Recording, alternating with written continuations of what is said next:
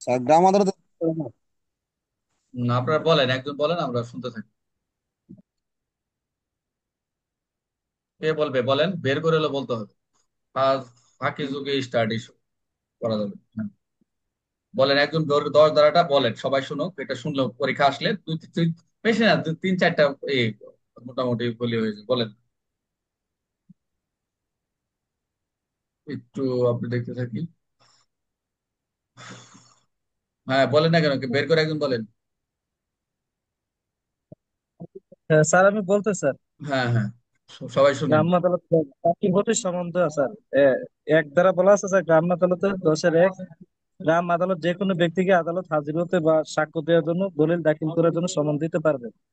এবারে কোর্টে আছে, যে ব্যক্তি সশরীরে আদালতে হাজির হতে বা অব্যাহতি দেওয়ার জন্য ব্যক্তিগতভাবে হাজির হওয়ার নির্দেশ দেওয়া যাবে না। আর হয়েছে, গ্রাম্য আদালত যদি যুক্তিসঙ্গতভাবে মনে করেন যে অধিক বিলম্ব, খরচ বা অসুবিধা ছাড়া কোনো সাক্ষীকে হাজির করা সম্ভব নয়, তবে আদালত এরূপ সাক্ষীকে সমন দিতে পারবেন। এবার গোয়াতে আছে, গ্রাম্য আদালত এখতিয়ারভুক্ত এলাকা বসবাসকারী কোনো ব্যক্তিকে অন্যান্য খরচ বাবদ বা আদালত বিবেচনায় পর্যাপ্ত অর্থ তাকে প্রদানের জন্য আদালতে জমা দেয়া না হলে গ্রাম্য আদালত ওই ব্যক্তিকে সাক্ষীর জন্য দাখিল সমন দিতে পারবে। নির্দেশ। আর রয়েছে, গ্রাম্য আদালত বা রাষ্ট্রীয় বিষয়গুলি সম্পর্কে কোনো গোপনীয় দলিল বা অপ্রকাশিত সরকারি রেকর্ড দাখিল করার জন্য কোনো ব্যক্তিকে নির্দেশ প্রদান করবে। আর ওই যে স্যার, এবার গ্রাম্য আদালত দুইতে আছে, গ্রাম্য আদালত কর্তৃক জারিকৃত সমন ইচ্ছাকৃতভাবে অমান্য করলে ওই 1,000 টাকা জরিমানা করতে পারবে স্যার, চেয়ারম্যান।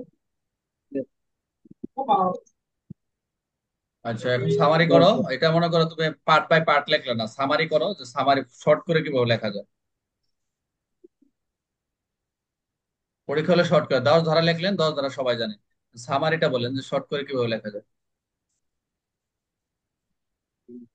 আচ্ছা ঠিক আছে, ঠিক আছে। আহ আহ, কি কোথায় গেল? সবাই তো শুনছেন 10 ধারা কি কি মোটামুটি পয়েন্ট আছে, এটা হুবহু লেখা দরকার নাই, মোটামুটি গুছায় নিচে লিখবেন গ্রাম্য আদালত সংশোধনী বা যেটা আছে 2006 না, 2006 মনে হয়, দেখে নিন। স্যার 2006। 2006, হ্যাঁ, এটা হচ্ছে 2024 দশ সাল।